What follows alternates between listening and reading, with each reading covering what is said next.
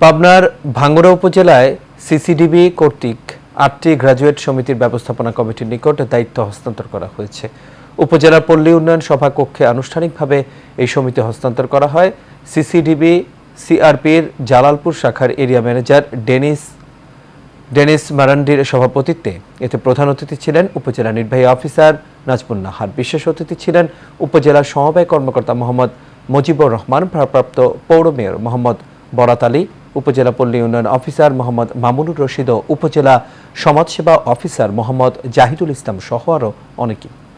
সিডিবিকে আন্তরিক ধন্যবাদ ও কৃতজ্ঞতা জানাচ্ছি যে তারা ৮টি সমিতিকে এইভাবে স্ট্যাবলিশ করতে পেরেছে যে যেটা সম্পূর্ণ আজকে থেকে তাদের নিয়ন্ত্রণে হস্তান্তর করছে।